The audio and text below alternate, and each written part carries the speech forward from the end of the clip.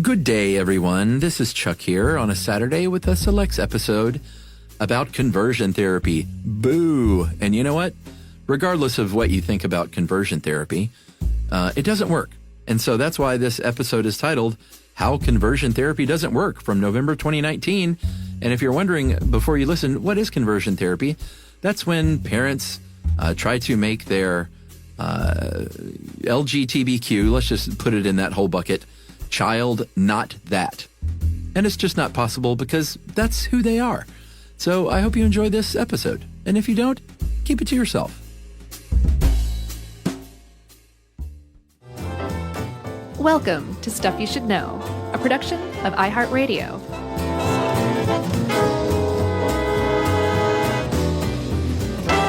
Hey, and welcome to the podcast. I'm Josh Clark. There's Charles W. Chuck Bryant. There's guest producer Josh over there. Mm-hmm. Don't be confused, everybody. There are more than one Josh in the world.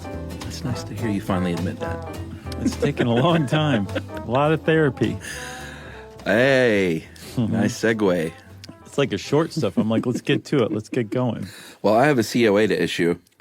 You know what cracks me up is people who are still like, what does that mean? You figure it out. You can email us. Eventually, some people will. Yeah. So my COA is just a personal COA that I'm going to try and just disguise my disdain for this entire topic. Okay. But I might not do a great job about it. Well, you've already shown your hand. All right. Good. That's my COA. Yeah. I don't think there's too many Stuff You Should Know listeners who are probably into this. Yeah. But part of the problem, as we'll see later in this episode, is part of the problem with conversion therapy's coverage in the media. No, yeah. Is that it has largely been fairly even-handed and described as like this controversial therapy, and not said this scam and this junk science fraud perpetrated by zealots. Super harmful. Yeah. Yeah. So that's where I am. You know, that stuck out to me too, that in the late 90s, we'll talk about it, especially when it was treated even-handedly. Yeah. And it made me think, like, we should do an episode on that. Like, should the media treat all sides of an issue equally? And if it does that just, like, perpetuate ignorance? Or if it doesn't, does that, like, support fascism? Right. Like, it's a hornet's nest. I really think we should do it sometime. It is. That's a good call. Thank you, Charles. I don't know how I guess it could be researched. Yeah.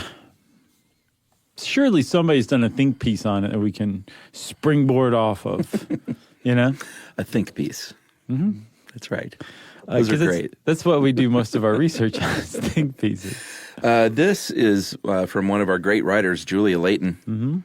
And she put a lot of this stuff together for us. Yeah, she did a good job on this. So I like the additional histories you found out, though. Yeah, because we'll define it first, and then we'll talk about some histories. But this stuff goes back way further than you would think. But what we're talking about today is called conversion therapy, reparative therapy, ex-gay therapy, where reparative therapy is trademarked, by the way, we should say. Mm-hmm. Well, you couldn't hear it, but under my breath I said, damn. More like TS. It was, it was trademarked by a psychologist named Joseph Nicolosi. Yes. Senior. What conversion therapy is probably what we're going to mostly call it, though. What it is it's an alleged psychological theory and practice that is based on the idea that all people are born heterosexual. Right. And because of certain events, past traumas usually, traumas typically, but also the family dynamics play a huge role. Yeah. People who would otherwise are meant to be heterosexual can be accidentally steered into homosexuality. And therefore can be purposefully steered back. Right. Cured. Yes, cured. Of being gay. Right. Back to the righteous land of heterosexuality. Yeah. And as you can imagine, that this is a very popular with the fundamentalist Christian right. Sure. And that's not even like a guess. Like, it overtly is. They've adopted and taken on the ex-gay movement as basically one of the what's it called in a tent pole? A tent post? Sure. One of the planks in the Christian rights platform for social change. Oh, it is it was officially part of the 2016 Republican Party platform, even. What? That's right. The whole RNC. Yeah, which has been called, the 2016 platform has been called by far the most anti-LGBTQ platform in the nation's history. Wow. I mean, yeah, if that's a plank in the party's platform, that's pretty significant. Like, they don't throw just anything in there. No, they don't. So with the ex-gay movement and conversion therapy, I saw it described, at least back in the late 90s, as a front in the culture war that's as strong and as significant as abortion. Mm-hmm. Like the Christian right in particular has basically dedicated itself to stamping out gayness, and by converting gay people to straightness. The problem is there is no scientific evidence whatsoever that is even possible. Right. And the problem is when you try and stamp out gayness, that creates a good beat that you can dance to. It makes that sound. And they're like, no, right. Stop stamping. Yeah, exactly. I went to, well, should I say this? Oh, I don't know. Sure. Why not? Because this is the truth. I went to a church camp once when I was a youth. Oh, I figured a story or two like this were going to come out. That they talked about stomping your feet to the music or whatever they were playing, mm-hmm. and they literally said, don't alternate feet because that's too close to dancing. Wow. Right? Yeah. And these weren't like, these were pretty mainstream Baptist church camps. It wasn't like I went to some snake handling thing. No, not at all. But we did a really good episode on that. Yeah, that was a good one. Mm-hmm. So anyway, stomp your feet, everybody. Right. Just don't alternate. That's hilarious. So you stomp them both at once? Because that's just stomp one foot. Just stomp your right foot. I was going to say that's just jumping lightly. Okay, so that's what we're talking about is conversion therapy, and like I said, it became part of the Christian rights kind of philosophy, mm-hmm. and part of their culture war, they're fighting. But it goes back way further than that. Then I think it was the late 90s when the right kind of adopted it. As a matter of fact, into the 19th century, there were people who subscribed to this, but they were all psychologists. This is back at the time when you could be a ghost investigator and say, I'm a psychologist. Right, yeah. This is the times when you could say, this cigar reminds you of your mother. You know what I'm saying? Right. And you could be a psychologist. You could be a father of psychology at that point. Yeah. You dug up a great article from History.com called mm-hmm. Gay Conversion Therapy's Disturbing 19th Century Origins by Aaron Blakemore. Mm-hmm. And Aaron, nice attribution, Chuck. Yeah, well, Aaron wrote a great article, and in it, she talks about in 1899 this hypnosis. Well, again, in the days where you could be a hypnotist mm-hmm. and be a legitimate scientist at the same time. Should I get into stage shows or psychology? That's right. Maybe Where's both. The money? But he was German, of course, and he claimed to have turned a gay man straight after 45 hypnosis sessions mm-hmm. and some other therapies. And that's sort of the first evidence of what we would later call conversion therapy starting up. Yeah. Although I'm sure even before that, they probably didn't call it conversion therapy, but if you were an effeminate man, you were no doubt probably beaten by your parents and shunned by your community. Right. I think one of the other things that's kind of a hallmark of this long tradition of converting people from being gay to straight or trying to mm-hmm. is this idea that there's something wrong with you if you're gay. Right. And that idea can actually become hung up on the individual, the mm-hmm. gay person, so that they actually do seek out help right. in becoming straight.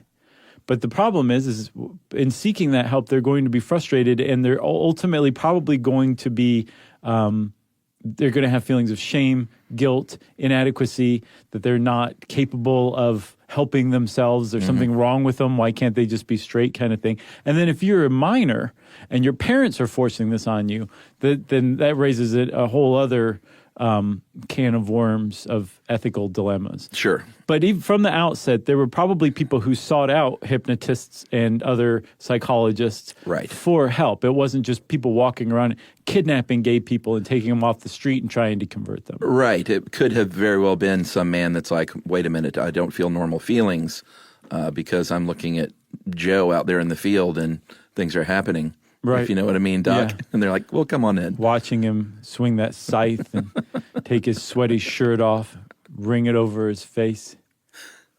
That kind of thing. Right. So just sit down and follow the wristwatch with your eyes. Right. Or I guess the pocket watch. That'd be a weird Yeah, technique. just move. Swing your arm. See? I'm moving my wristwatch. But from that same History.com article,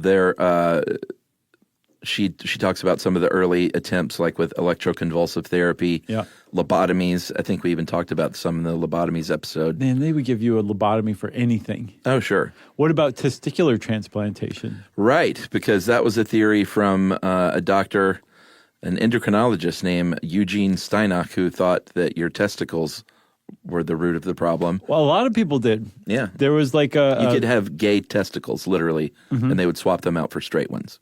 Right. And I could not find any evidence one way or the other that any of these testicular transplants worked or were successful. I don't think they were. But I didn't see anything that said like all of them course they just weren't. failed or whatever. But like what happened? And they just shrivel up and fall off or something? So Well, do you mean if it actually, like, medically took to the body, or Right, yeah, obviously that's didn't? what I mean. Oh, okay. You're saying, like, did it convert them? Did it work? right, yeah. No, Yeah. that's the answer. But yeah, I didn't know that you could, in the 1920s, have Oh. a testicle transplant successfully. That's what I'm saying. Like I surely, I mean, at some point, and we must have talked about this in the Michael Dillon episode. We talked about I don't think it was, but it wasn't a transplant. It was just a straight up removal, an Like- orchiectomy, I believe. Castration. So, but at some point, testicles have been transplanted onto a person successfully. When did that happen is my question. He probably did to a dog first. Right. But I mean, think about it. Like, if it didn't work, well, sorry, you're castrated now. Yeah, they probably didn't say sorry, though. No, but we took your gay testicles. The heterosexual testicles just didn't pan out. Right. But now you don't have any testicles, gay or otherwise. That's right.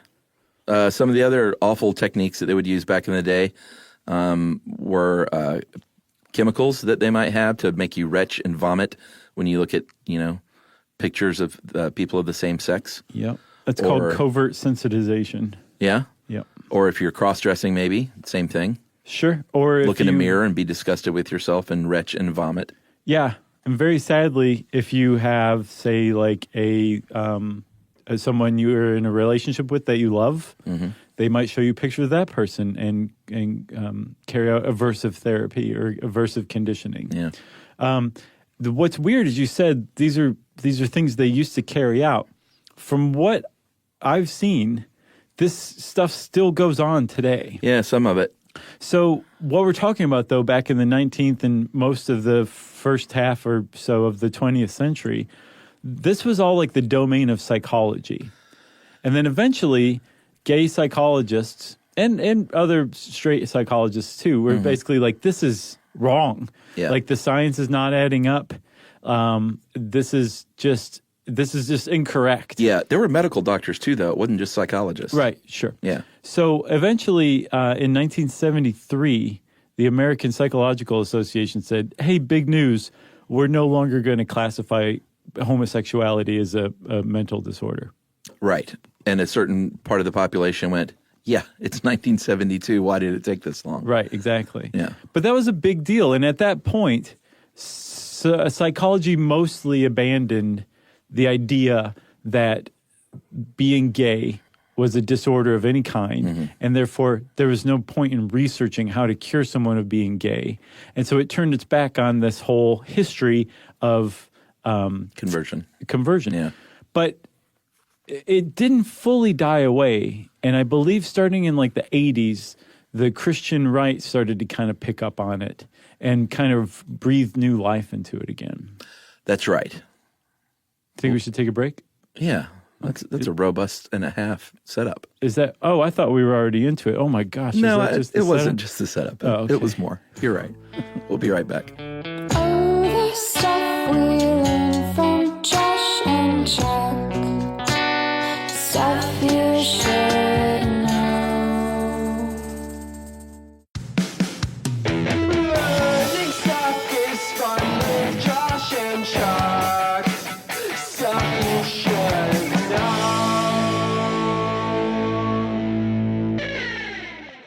right. So let's talk a little bit about, because there's a couple of schools of thought here, and I hesitate to call the one more bona fide. But, there's conversion therapy that can happen at a licensed therapist office, and there's conversion therapy that can happen in, somebody's basement or the basement of a church. I was going to say basement too. Yeah. Or a room. Doesn't have to be a basement. I know, but a basement makes it seem more sinister. That's probably why I said it. So there are two sort of ways that can happen. We're going to talk a little bit about the first way, the patented way, reparative therapy trademark by Joseph Nicolosi Sr. That guy doesn't even get the Italian accent, man, and I don't blame you. He doesn't. Which we should say, by the way, in July of this year, Amazon stopped carrying his works on their website. Yeah, because what that's worth. They considered them that they promoted fraud. That's right. Which we'll get to. Yeah, which is interesting. But this guy is like a psychologist. Yeah. He's a trained psychologist who basically said, I'm going to take everything I learned and direct it toward curing gay people of being gay. Yeah, I don't know much about. Do you know much about his religiosity or? I think he was Jewish. Okay. And born in Brooklyn, from what I understand. I read a really, really great article, not a think piece, but a memoir in the American Prospect from American Prospector from 2012. Yeah, this is different. They're gold by Gabriel Arana. Okay. It's called My So-Called Ex-Gay Life. It's definitely worth reading, but it's a great look at conversion therapy, but also is like overlaid with his like personal experience with it. Okay. At any rate, his contention was that, like we said, you develop homosexuality or homosexual feelings, at least, because of a result of environmental conditions, childhood traumas, and they call it same-sex attraction, SSA. Mm-hmm. And that could stem, in his opinion, from a few different things. Desire for adventure, peer acceptance, loneliness or boredom or curiosity, approval or affection from males. And a lot of this is centered on men, although it's certainly women have been involved in this as well. Yeah, we'll get to that. Yeah, but a lot of this over the years is making gay men straight. Oh, yeah, I see what you mean. Yeah. But it's not exclusive to that. No, it's not. General rebellion, which is pretty funny, and then sexual molestation by another male. And I think that is a very, I think that the idea that leads to being gay is very widespread in culture. Well beyond the Christian right or people who believe in conversion therapy. The idea that if you're sexually abused by a man or somebody of your same sex, you become gay. Yeah. Which is just wrong. But I think a lot of people still believe that. I know that's what I thought when I was a kid. Yeah, that's right. Yeah. I mean, it's not right. Well, no, it's utterly wrong, but yeah.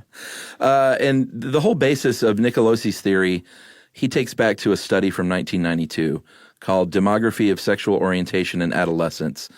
And this was an actual study from the Journal of Pediatrics that looked at patterns of sexual orientation in high school students in Minnesota. And what they found out was that younger teens in Minnesota in this study were more likely to express sexual confusion about their orientation when they were younger. And as they grew older, they were less confused about their sexual identity and orientation. Right, and that's a legit study. Right. And I think that probably anyone who's ever been an early teenager and a late teenager can be like, that sounds about right. Exactly. You know? But the extrapolation that Nicolosi did was what's the problem is. Right. So Nicolosi was saying, like, yes, that shows that, like, you're in a dangerous place earlier on, and that if a couple of things happen in a certain way, you can be veered off of this natural path toward heterosexuality into homosexuality. Right. And also more dangerously, that means we got to get them while they're young. Right. So one of the other things that he really based his practice on was this family triad of a domineering, over-attendant mother, a passive, detached father, and a sensitive child. Boogie Nights. In kind of, that was a good one. In that triangle, like you would like almost certainly have a gay kid Yeah. if somebody didn't intervene. So he decided like this was his career was intervening in that kind of stuff.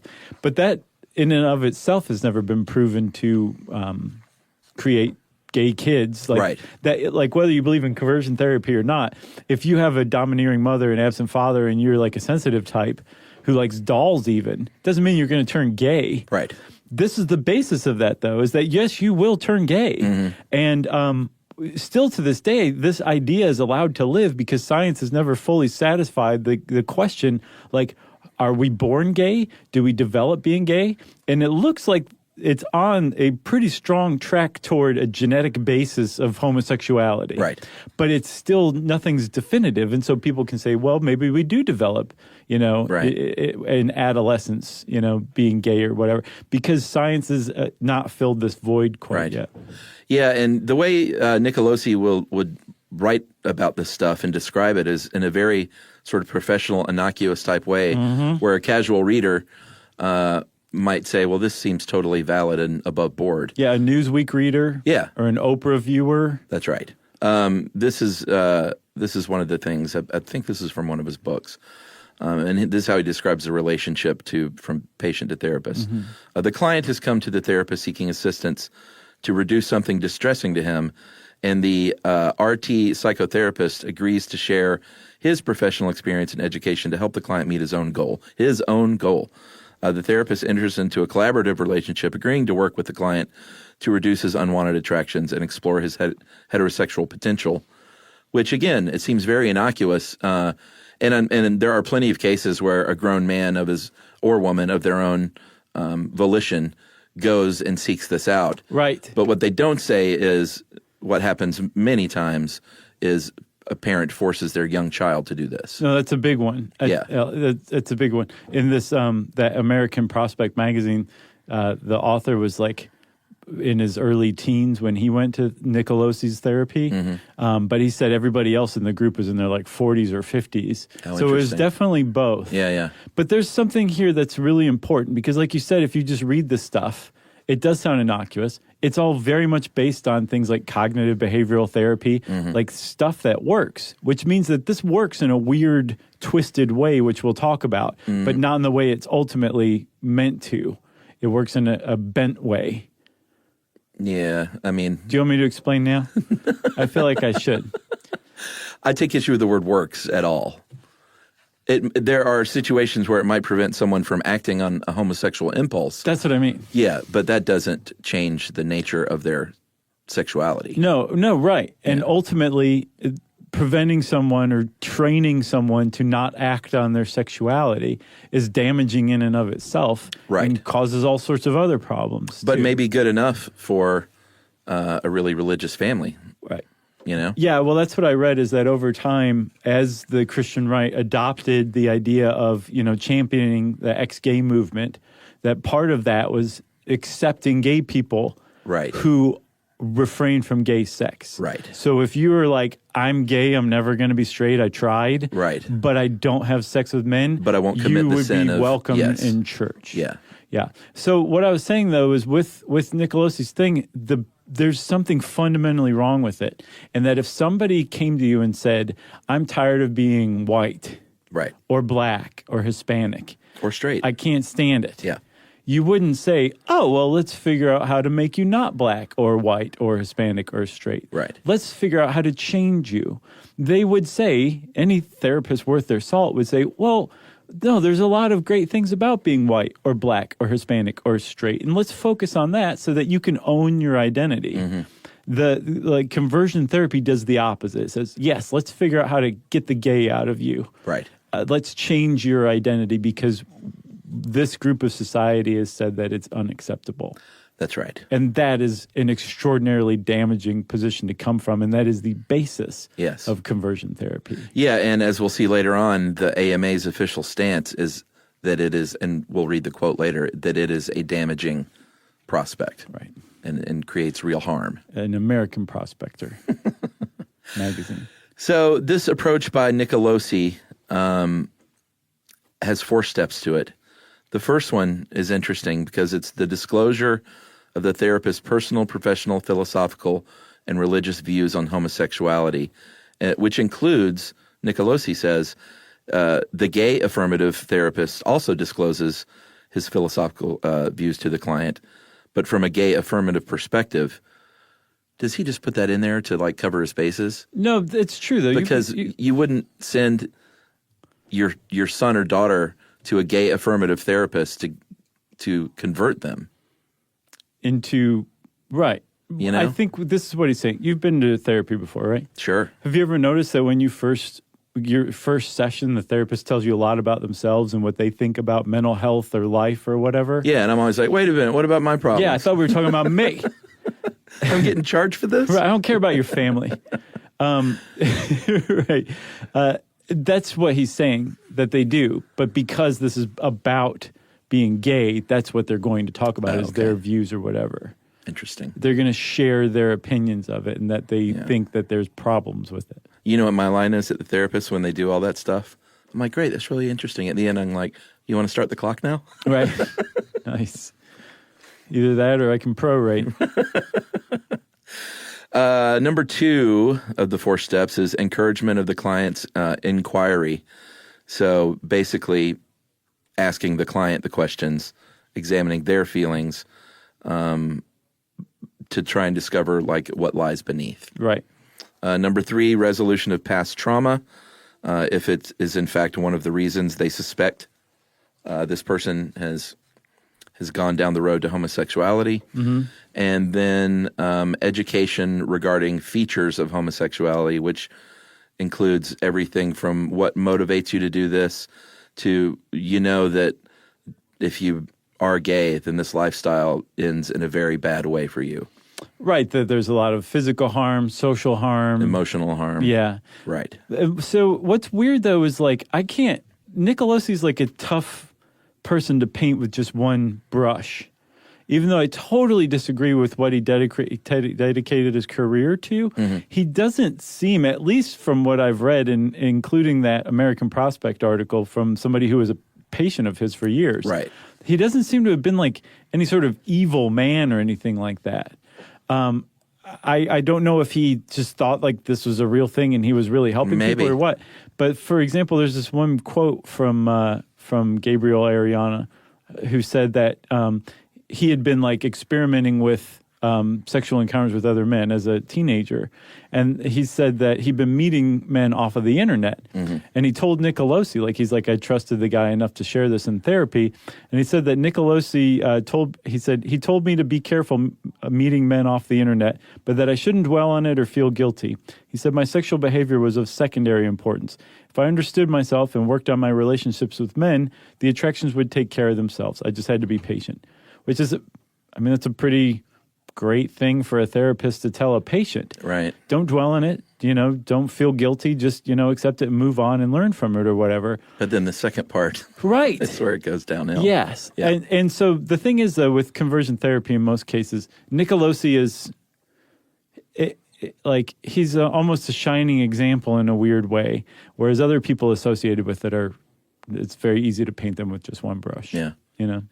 So we should talk a little bit about the argument against, a little bit more about the argument against, which includes a little bit more history.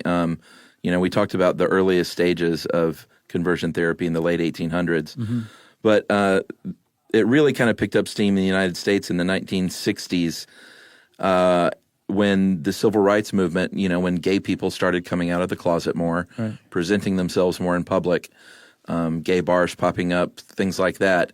Stonewall, of course, which, anytime something like that is becoming a little more accepted in the mainstream, there's going to be another side that really roots down and digs in.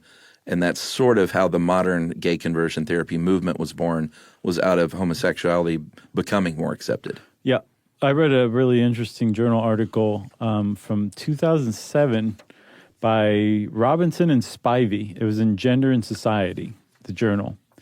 And they basically they looked into the ex-gay movement, not necessarily the psychology community's basis of it, right, but later on the adoption of it by the Christian right. And they explained why the Christian right would be interested in that. and they were interested in it and dug in, like you said, because they saw homosexuality and feminism in particular as signs of a decadent society that would eventually cause us to crumble and collapse. And that and this is according to Robinson and Spivey. I haven't actually interviewed anyone on the Christian right who believes this. Right. But they are academics, and this was a peer-reviewed journal, that masculinity is the antidote to that. Right. It's the antidote to homosexuality. It's the antidote to feminism, and that it was up to each man to be a strong leader among women and children, and to be as masculine as possible. That's how you did that. Yeah, I mean, I heard sermons every Sunday. Well, not every Sunday, but I heard sermons on many Sundays where they were still saying, "Wives, submit to your husbands." Yeah. Straight out of the Bible.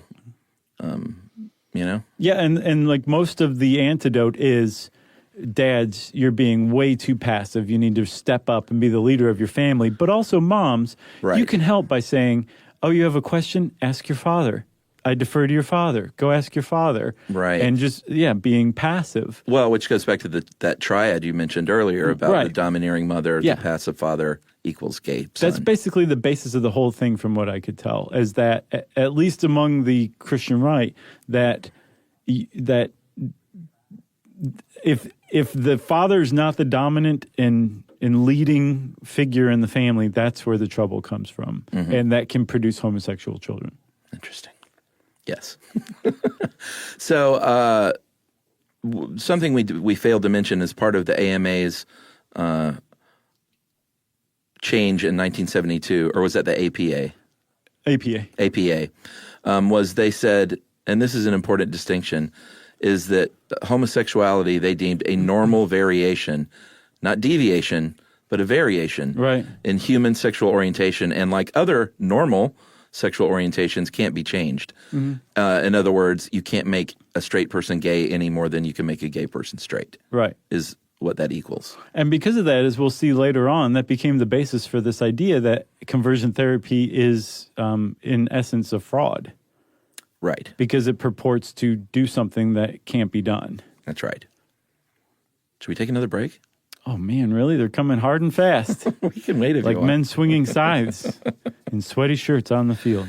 Let's take another break, and we'll talk about what might happen in conversion therapy right after this. Oh, the stuff we learn from Josh and Chuck.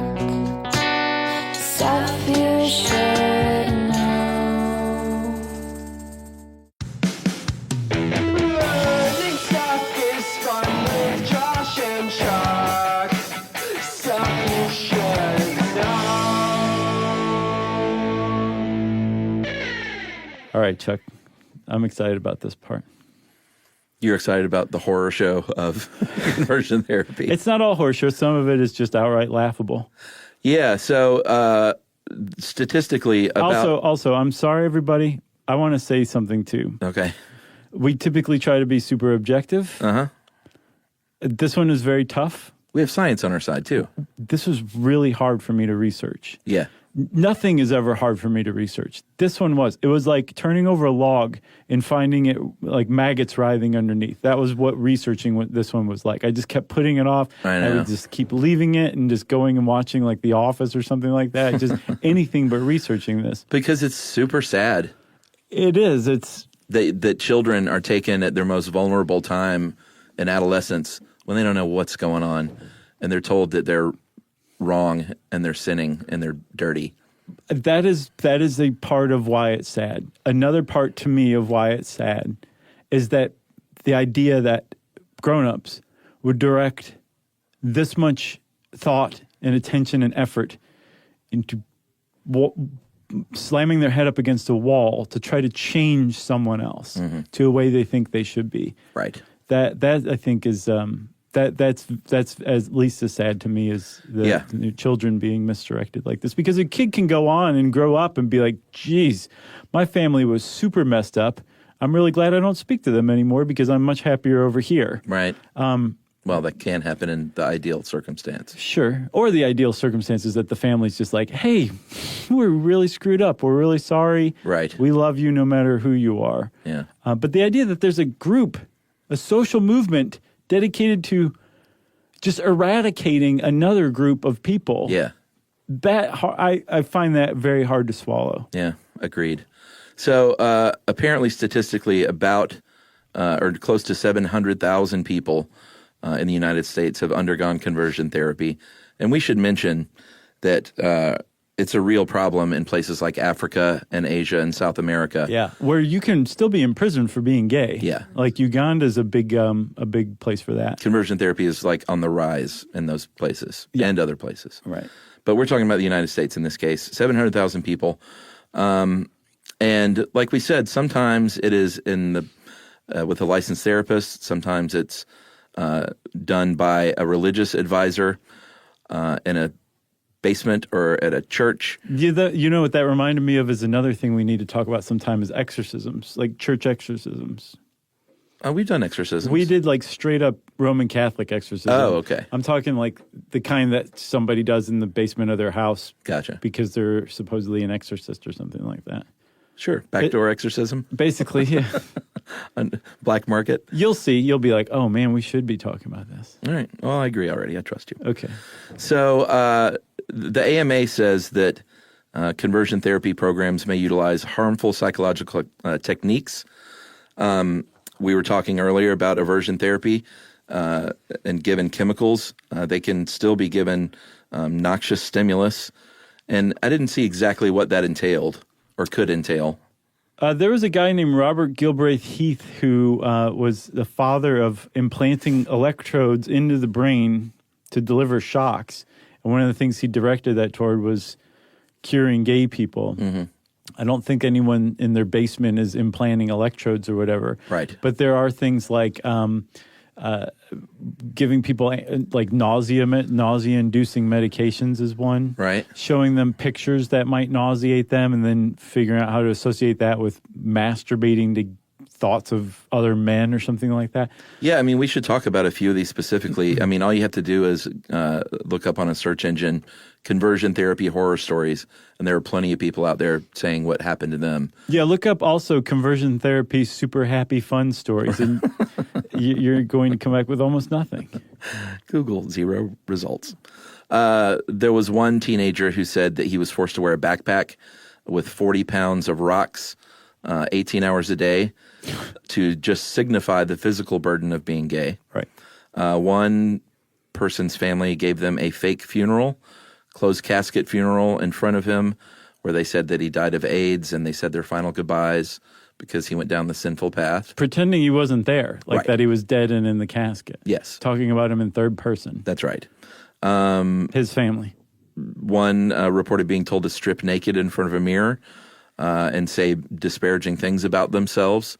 I just do that normally, though.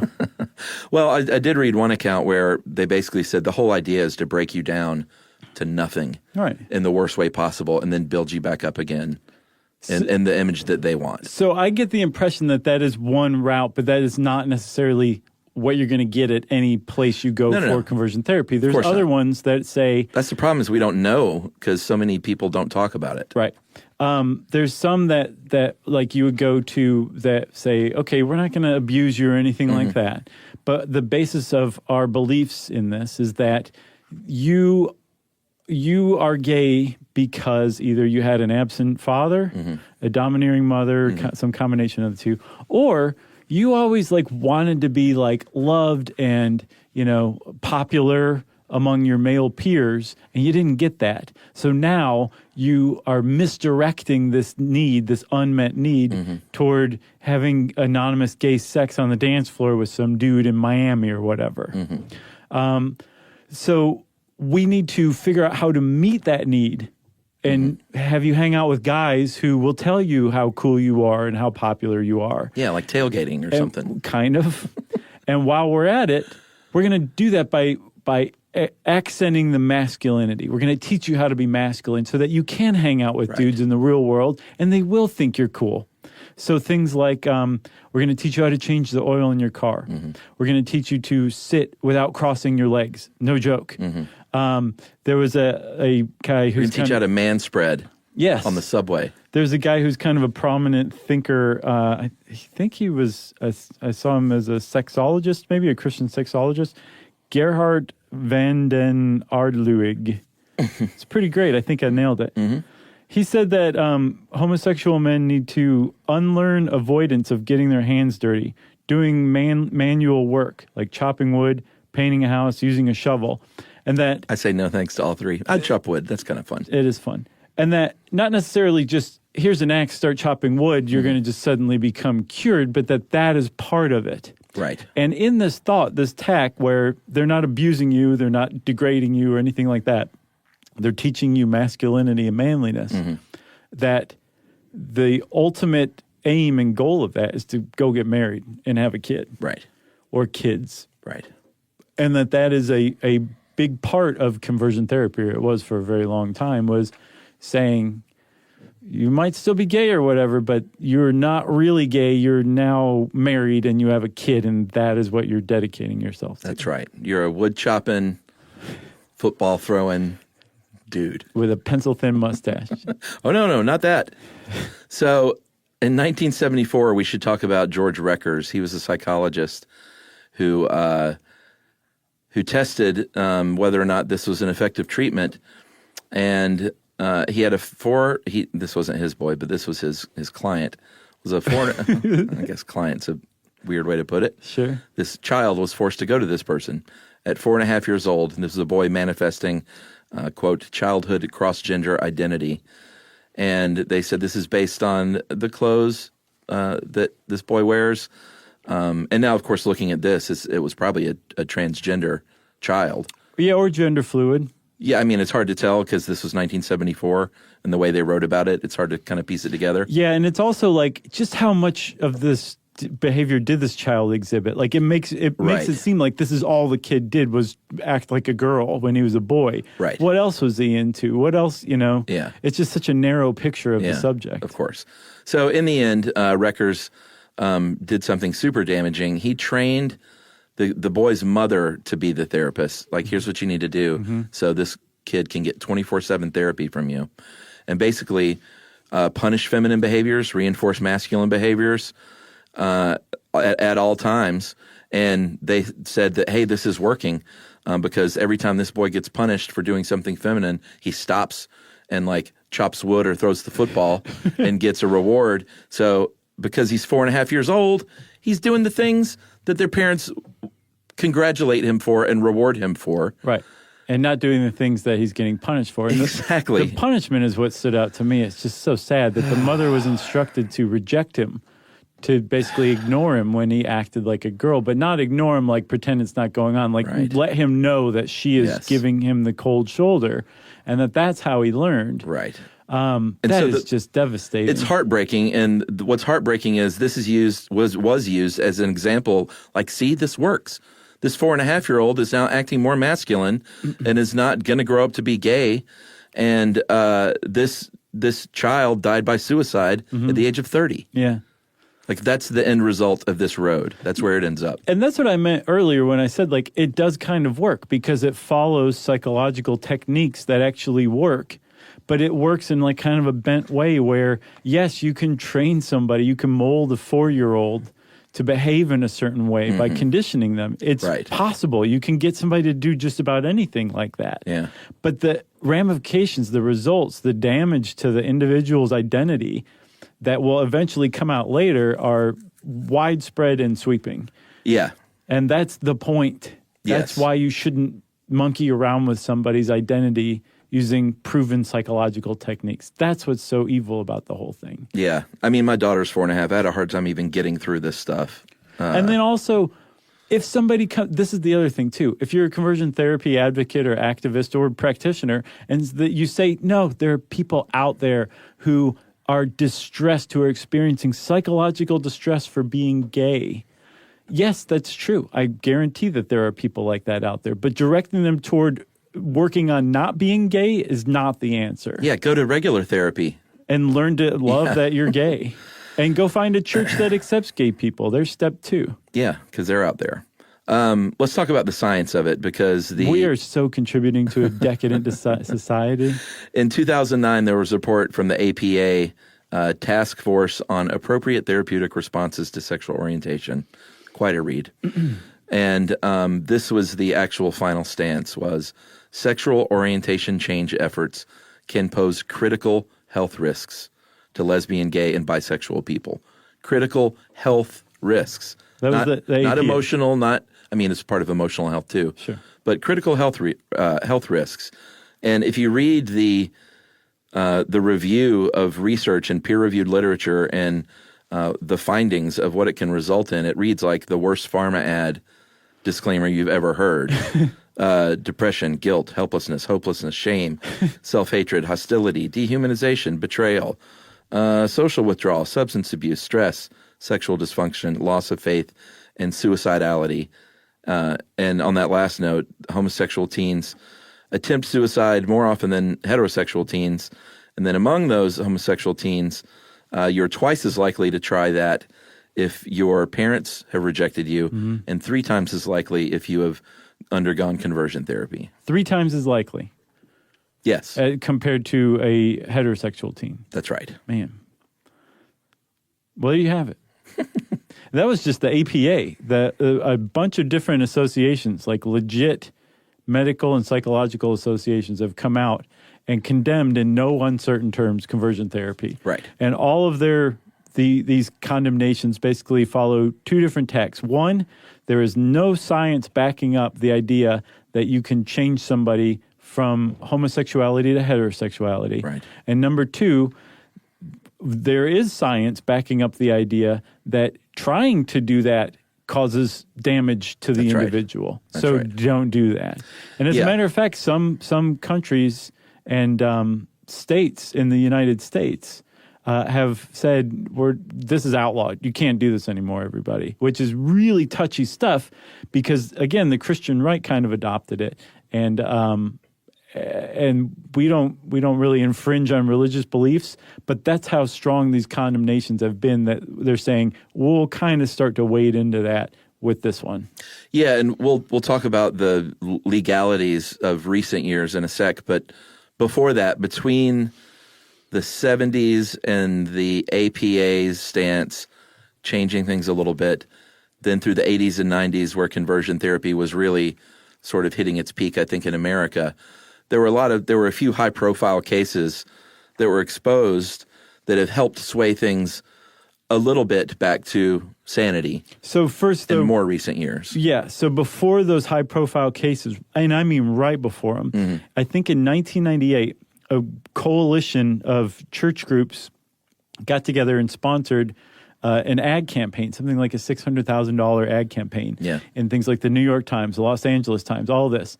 And this ad featured John and Ann, I believe Ann Polk, both of whom were formerly gay, but were now ex-gay. And married. And Yeah. had a kid, and said gay conversion helps.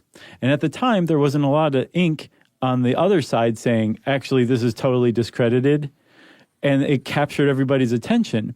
And this is when the Christian right came in and said, we're going to make this huge push in the culture war, and it really worked. That's when that Newsweek story came out. Yeah, they were on the cover of Newsweek. He was the leader of an ex-gay organization called Exodus International. John Polk was. Right, and it brought a lot of attention. Yeah, he was the poster boy. Yes, and Exodus International in particular became one of 2 main umbrella organizations. They were kind of like I saw it put the spiritual version of this the ex-gay movement, and then something called NARTH, the National Association for Research and Therapy of Homosexuality, was like the scientific branch of the ex-gay movement. Right. And so Exodus International became a very well-known, prominent organization in the late 90s. But within 2-3 years, it would basically be the poster child for how conversion therapy doesn't work. Right, because John Polk is gay. In 2000, just 2 years later, he was photographed coming out of a gay bar in Washington, D.C. At the time, he refuted that. He didn't refute that he was there. He said, what you always say, I didn't know it was a gay bar. I went in there asking for directions. No, I saw he went in to use the bathroom. So No. either way. I just read the articles. And then they were like, but you were in there for a couple of hours. Like, did you get the directions and use the bathroom? it clearly says Blue Oyster in neon. Have you not seen the Police Academy movies? That was the name of it in the Police Academy, right? The Blue Oyster Bar. Oh, goodness. And John Palk, we should say, now lives life as a gay man and is a chef. He's been on like some celebrity chef shows. Is that right? Uh-huh. Cool. And he is Living his best life. he's living his best life from what it looks like. So he's no longer married any longer to Anne. Actually, that I don't know. Because there are some, well, we'll keep going. I don't think he is, Okay. but there are a couple of people that are. There was in 2003, Michael Johnston. He was another person touted as an ex-gay success story, founder of National Coming Out of Homosexuality Day. He actually was found out to be having sex with men that he met online and infected them with HIV. Jeez. Very big deal. And then there's Ted Haggard, of course, in 2006. I remember this. Yeah, he was a preacher and president of the National Association of Evangelicals, or was at the time, I guess. Very much an anti-gay leader in the religious circles. And this one sort of unfolded little by little, like, hey, this guy came out and said, this guy had a relationship with me for like 3 years. We did crystal meth together. And then Haggard came out and said, So cliche. you know what? I have to admit I sinned. I bought crystal meth, but I didn't use it. I threw it in the trash I was just because I wouldn't succumb to the sin. is that what he said? Yeah, he says he did buy crystal meth, and because I assume there was proof. Sure. And he said that he didn't use it at all. He threw it in the trash before he used it, where the other guy was like, no, we did tons of meth and had gay sex a lot. Right, he's like, oh, I know what he's talking about. On like day 4 of us staying up, he like freaked out and threw it in the trash, but then he went back and got it. And the proof was that he paid for it by check. Maybe. No. No, probably not. I don't think meth dealers take checks I anymore, don't do they? think so. And then he was outed by having a relationship with an underage boy, a sexual relationship. This was Ted Haggard again? Yeah, Wow. and the boy sued, and it was settled by the church with a dollar figure. I think it was like $180,000. And then finally, in 2011, Ted Haggard comes out and is like, all right, so I did have a relationship with a boy, but we never touched each other. I just masturbated in front of him. I threw him in the trash. And in 2011, he said, you know what? I'm bisexual. I'm going to admit it. I am bisexual, but I am going to choose to live my life as a faithful heterosexual husband to my wife. I wonder if after he admitted that, it came out as bisexual, what that felt like. If he felt like a weight was lifted, or if the anxiety associated with it was just so much, or, you know, what his wife knew or didn't know or thought about it. Yeah. I'd be very curious to know what that, you know, what life has been like for him after that. I mean, he's a preacher again. Because, I mean, more power to him if he's like, I'm a Christian and I'm just not going to have gay sex. That's as much a personal choice as having gay sex, you know? I mean, the whole underage boy thing, that's a huge problem that I think I'm hoping was addressed. But I wonder what his life is like now. Oh, I mean, he's, like I said, he's preaching again, I think in Colorado. He's probably a Stuff You Should Know listener. Haggard, right in. Yeah, we'd like to hear from you, sir. You want to talk about the law? Because right now... Oh, wait, there was one more. Chuck, there's a big one. Who? Alan Chambers? Yes, so John Palk, when he was outed cruising the Blue Oyster in D.C. back in 2000, he was running Exodus International. Yes. He was replaced a couple years later by Alan Chambers. And about a decade after Chambers took over Exodus International, he said, I'm gay. I've been gay. Conversion therapy doesn't work. We're shutting down Exodus International. Yeah. And I apologize to the LGBTQ community. Yes.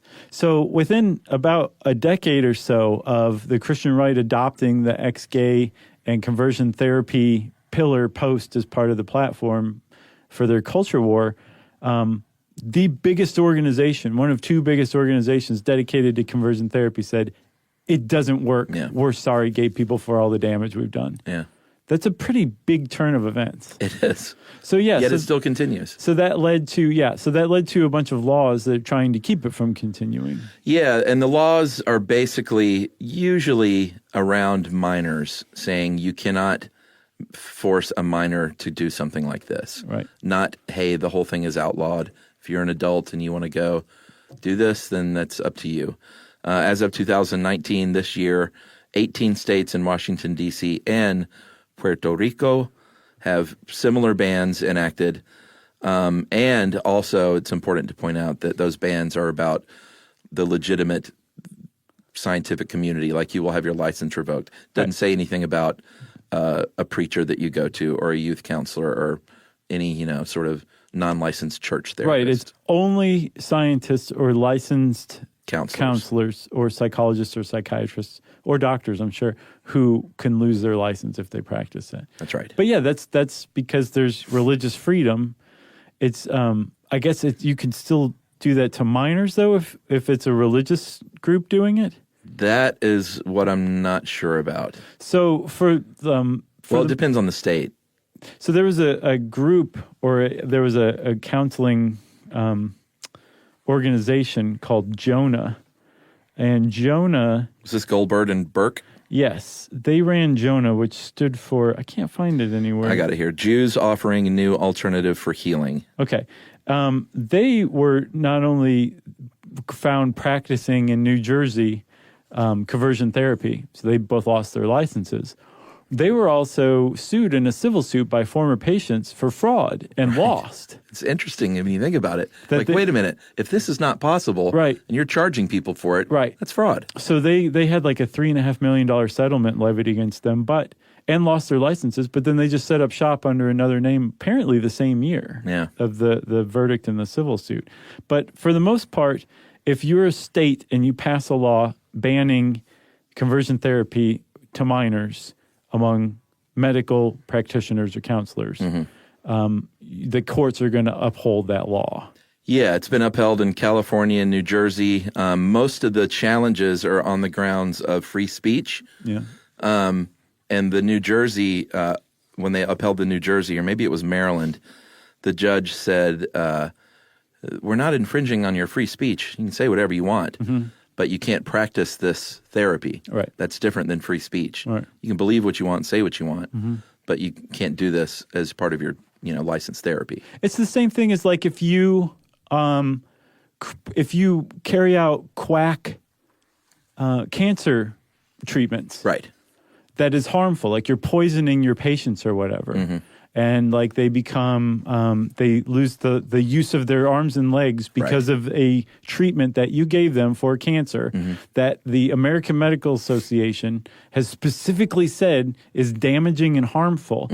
You're totally going to get held accountable for that. You're Yes. lucky to just lose your license in that case. This is the exact same principle. Yeah, for sure. So, because it deals mostly with minors or exclusively with minors, the courts have upheld it. But New York City actually is widely considered to have overstepped its bounds and actually misstepped in this kind of culture war about conversion therapy in banning the practice among minors and adults. Right. And that got New York City sued. And New York City was like, well, the Supreme Court's actually gotten pretty conservative lately. I don't know if we should test this, and they repealed the ban. Yeah, as a strategy. Right, to keep it from getting tested in the Supreme Court, where Right. the Supreme Court could say, no, all laws against conversion therapy are unconstitutional. You can't outlaw it or ban it in any form. Yeah, and I think the Supreme Court already refused to hear one case. Which actually upheld the state's outlaw of Right, conversion therapy. right. Yeah. Very interesting. There's a movie I haven't seen yet called The Miseducation of Cameron Post. It's a 2018 film from the 2012 novel by Emily Danforth. Haven't seen it yet, but it's about a girl who undergoes conversion therapy, and it's Chloe Grace Moritz. You know her? I do. I can't put the face with the name, but I know both. Yeah, you've seen her for sure. Sure. If you want to know more about Arrested Development, conversion therapy, all that stuff, you can, I guess start researching online, see what you think. And since I said see what you think, it's time for listener mail. I'm going to call this complaint. Pedantic complaint. Okay. I write to complain. Josh, in the episode on historic districts, you kept referring to them repeatedly with the indefinite article "an" rather than "a." An historic district. I said Anne. That's what he says. That sounds unusual. I don't usually do that. Really? I guess I was just being unconsciously correct. So is that correct? Yeah. So what's the rule? Because What I I don't just even know said. it. Huh? What I just said. That's the rule? That's the rule. What I say? Okay. I try not to exercise it too much. Okay, good. Only when I'm right. Joe says this, I realize this infuriating practice has become popular in recent years in the U.S. I feel passionately that it must be discontinued, especially primarily by those voices are attended by large audiences like you. You are no doubt aware the letter H is a consonant, necessitating, Nice. the use of the indefinite article a rather than an. Citation, all grammar books ever. I should limit the scope of my gripe with an important caveat. Cockneys. They should probably continue to say an because they pronounce it historic. This guy doesn't even know that the rhyming slang episode is coming out. How weird. But guys, that's not really what I write today. I love the show. I wanted to tell you, I wanted to wait for a halfway plausible pretense to make the email a little more fun, which I hope this has been. Any chance on an episode of how pedantry works? Keep up the good work, Joe. So Thanks, Joe. He's spoken fun. Turns out he's good peeps after all. Yes. Is the "and" before an H, is that a thing? Oh, I didn't yeah. know that. Is it? Yeah, I think, I don't know if it's proper or not, but I understand where it comes from because the vowel that comes right after the H is usually so heavily pronounced in relation to how it's pronounced when it comes after other consonants, like anhistoric. An Or historic district sounds an okay. a honor. Which one sounds better? Like I was bestowed an honor. Yeah, now you're say it right. the other way. But you wouldn't it's say like dog vomit coming out of your in mouth. high school, I had an history teacher that was great.